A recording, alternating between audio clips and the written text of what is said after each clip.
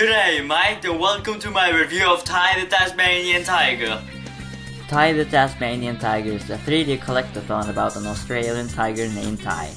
Now, this game was criticized for having fake Australian accents. Sounds like you've got a fair dinkum adventure ahead of you, mate. Not that I'm into that sort of thing. And that's a load of bullshit because every voice actor was actually Australian. And that's because Chrome Studios, who made this game, is in Australia. So, yup. So, is Ty the Tasmanian Tiger a good game, and is it hard to complete? Let's find out. The game begins with a cutscene showing Ty and his friends playing hide and seek. He then stumbles upon a cave where he meets some kind of shaman guy, which explains how the Tasmanian tigers got sealed away by Boss Cass, the game's antagonist. Ty's parents was also sealed away when this happened. Boss Cass used the 5 mystic talismans to seal them away. As Ty's father was being sealed away, he managed to scatter all of the mystic talismans across the land. It's now up to Ty to find the mystic talismans before Boss Cass. After that, you'll find yourself in Rainbow Cliffs, which is the hub world of the game, and this hub world, it feels very empty. There are some collectibles to find, but it isn't really that much. You'll meet up with Julius, who is a koala who needs thunder eggs to be able to power up a machine which will take you to the talismans. The thunder egg is basically this game's equivalent to the stars in the Mario games. Then you hop on in the first level, which serves as a very good tutorial in the game. And it's called 2 Up. Like really?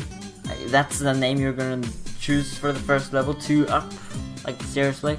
Anyway, Ty's standard attack is just throwing his boomerangs.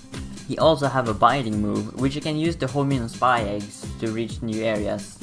By going into first person mode, you have the ability to throw your boomerangs at a much greater accuracy. Ty also have this gliding move, which he executes by sticking out his boomerangs, I think. This doesn't make a lot of sense, but it works like wings, so let's just pretend that it is. Being a collectathon, you want to collect shit, so here's what you can collect. In each level, there's a total of 300 opals. Collect all of them and you get rewarded with a thunder egg. There are also 5 bilblies in each level. Rescue all 5 of them and you get rewarded with yet another thunder egg. There is also 10 golden cogs, which allows you to build new boomerangs at Julius's laboratory, but I'll talk about those boomerangs later on. The final type of collectible in each level is the picture frames. The picture frames is inside invisible boxes, which you'll have to break to find. And that's every collectible you'll have to find in every level in the game if you want a 100% completion. The next level is called Walk in the Park. What's up with these level names? Like seriously, they're so weird. This is a jungle level and it is fairly linear. This is also the level where you get to meet Ty's other friends, Rangy Ken and Chazza the Dingo. This is a pretty easy level to complete. One of the easiest ones actually. The final level of this set is called Shipwrecks, and it is definitely the first really frustrating level. The reason why Shipwrecks is such a frustrating level is because of the confusing level design, and it's a war level, right? And it's very big and empty. It's empty! Still have the 300 opal, but it's so big but nothing here. But once you get enough thunder eggs, you're ready for the first boss of the game.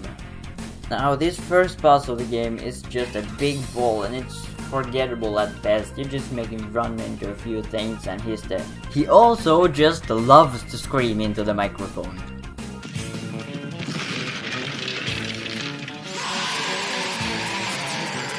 After each boss level, you get a new main story boomerang, which you're going to use to unlock the next set of levels. The first main story boomerang you'll get is the Flamerang, which melts ice and do more damage. This next set of levels is by far the most unique one.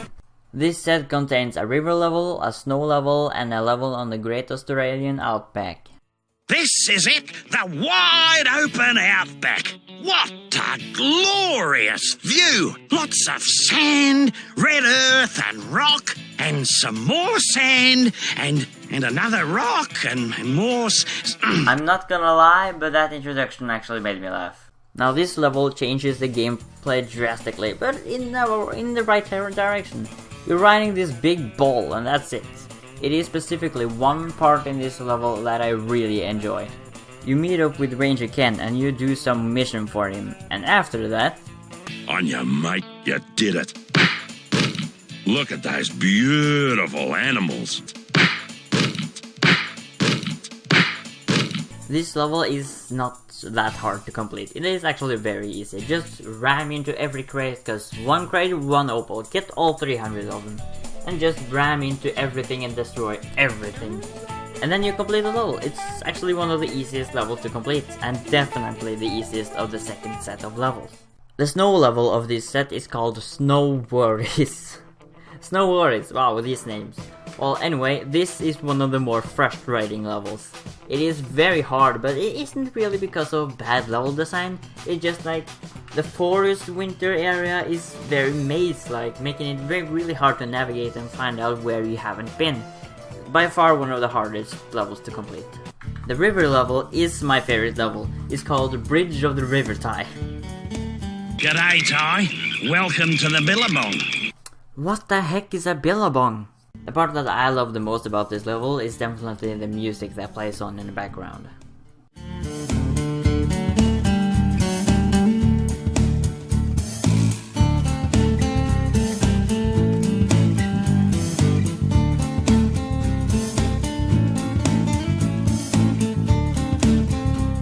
And that is the second set of the levels. Only one set to go, and that is frustrating. But before that, there's another boss. This boss battle is actually really cool. This is the only good boss in the game, actually.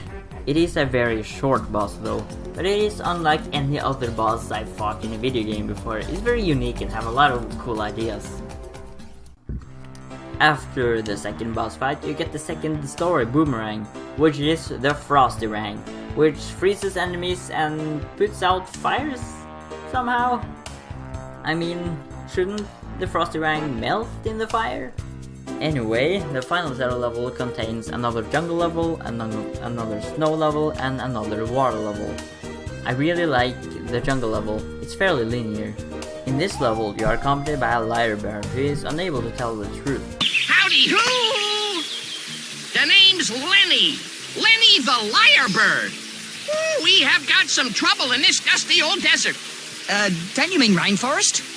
Yeah, rainforest, that's right, sure. Now this has a ton of potential, but I don't think it's really used to the full potential it really could have been. It could have been really cool, has some really clever puzzles, but it is wasted on stupid things like go right when you really don't have to go right. This water slide is pretty dangerous. Hey, wait right here. Yeah, right there. Don't move. He is literally telling you to not go forward. At the end of the level, you get the honor to meet Princess Orchid. Here we are. Princess Orchid is inside. So, oh, hey, is that the time? Oh, I gotta go. I got something else to do. Yeah, I'm whipping up some fried calamari. Woo, delish. Yeah, gotta go. See ya. But it turns out that it wasn't Princess Orchid. Oh my god! It turns out that it is Sly, the Tasmanian tiger, which is basically just an evil version of Ty the Tasmanian tiger. Now he serves as a mini boss in this area, and the boss fight with him is just pathetic. You just throw your ranks at him until you're done. Now the other snow level is called Beyond the Black Stump, and this is a kind of interesting snow level because it's a snow level on fire, basically. There's not really that much special about this level, just that it is not very hard to complete. I'll find the other snow level to be way harder, but all in all, not that bad.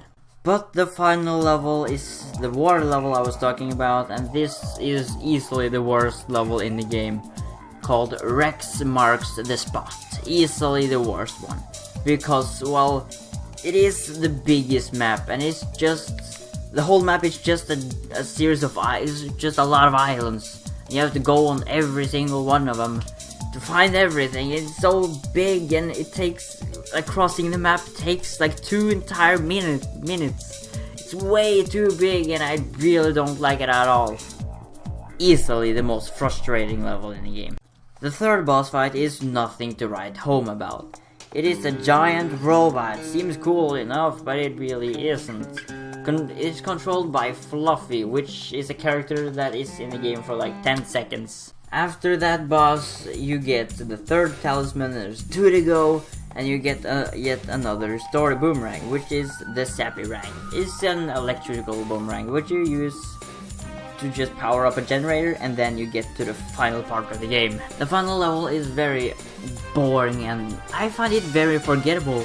When I replayed the game for footage, I actually forgot about the first part. But after that, you get inside kind of a lava-ish level, and there you're gonna fight a boss, which is a bat pig thing? I'm not sure. Not sure what to call that thing. After beating that, you get the 4th talisman. There's only 1 to go, which is in the possession of Boss Cass. So Boss Cass have this gigantic robot, way more gigantic than the third boss, and you have to destroy the whole robot to get the final talisman. Now, being on this gigantic robot, it seems kinda cool, but it really isn't, by having really laughable music and it just isn't fun. That's it. It isn't fun at all. It seems really cool, but it isn't. And then Sly jumps out of nowhere and just decides to be good by lending you the most powerful boomerang, the Doomerang. After using the Boomerang to deal the final blow, you are done with the game and have retrieved your final talisman. Oh god, I still haven't talked about the presentation. So this game's presentation is not very good, not like spectacular, but it's pretty decent. Although it was released in 2002, and by that era it was actually really good. But for today's standards, it doesn't really hold up very well. And the models also look pretty good. Like, Ty is one of those characters that I just love so much just because of his design. It seems kind of simple, but it's simple in a really cool way. Whenever someone asks me about my favorite video game character, number 1 is it's always going to be Ty the Tasmanian Tiger. I could imagine that Ty would be a character that would be really fun to draw. And the soundtrack is very mixed. We have some really good tracks, we have some really forgettable and bland tracks, and we got the one that's really bad. Now that's out of the way, let's go over the completion. First off, you're going to just get every collectible in the game. That's like the first goal. You know the golden cogs I talked about earlier? When you get 15 of those, you can like use them to create new boomerangs. For example, this boomerang allows you to throw really far and can zoom in on enemies. The infrarang allows you to know where there's invisible boxes with picture frames nearby, which is very useful for 100% completion, but not very useful if you want to use something else. I saw myself constantly using the infrarang just to get the 100% completion to find all of the picture frames. And that's the kind of a sad thing, because you have all of these other boomerangs that you want to use but can't because you want to complete the game 100%. It's so sad and frustrating, but it was something I had to go through. But the other boomerangs that I really wanted to use that I really couldn't use was the multi-rang, which allows you to throw an endless barrage of boomerangs. And that is just some of the awesome boomerangs you can unlock in this game. After completing the game 100%, even though not really 100%, you can access to bonus worlds from the hub world. These have each 123 picture frames each, because there are 373 and you just get like 70 or something you're doing a normal playthrough. But these bonus world have a lot of them in a crambled space. So have fun with the Infrarang.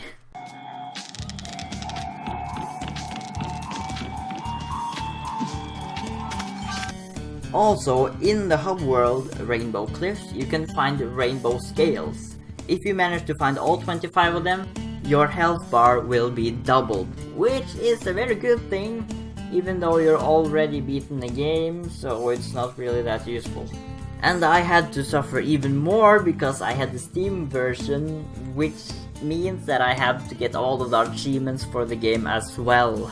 Some of these achievements are pretty decent, like fight 200 enemies, kill 75 enemies with the Sapirang, kill 100 enemies with the Flamerang, and so on. Now this is the part where I come with tips and tricks, and I have only one, and that's for the opals. When you start a level, you're greeted with a linear path of opals. Follow that path. Don't back out of it and just do something else. Just follow that all the way to the end of the level. Then you start exploring to find the other stuff. That's what I did, and that's also how I got all of the opals in the very last level. And that's actually the only tips and tricks I have for this game. Just watch some guides to how to get all the rainbow scales and stuff like that, and all the collectibles, golden cogs, because I just can't give tips and tricks without giving a walkthrough. Getting all of the picture frames though, it isn't really hard, but it do unlock something. It unlocks the whole gallery for concept art for the game. I mean, have you seen that shit? This shit is awesome. Overall, this game is pretty decent. It's decent at best. And when it gets frustrating, it gets insanely frustrating. But when it's easy and linear, it's really fun. And the soundtrack is mostly good, somewhat bad, and one time it's horrible. It's horrid. But overall though, I think I'm gonna give this game a 6 out of 10 rating. I was originally going to give it a 4 out of 10, but I realized that was a little bit harsh. Hey guys, thanks for watching. If you want to see more from the series, be sure to press that subscribe button. If you liked the video, be sure to smash that like button. And comment if you disagree or agree, or if you want to see something else. I'm not doing review requests, but if I have a lot to choose from, that'd be a little bit easier. So, thanks for watching yet again. Subscribe if you're new again, and I'll see you later. Goodbye.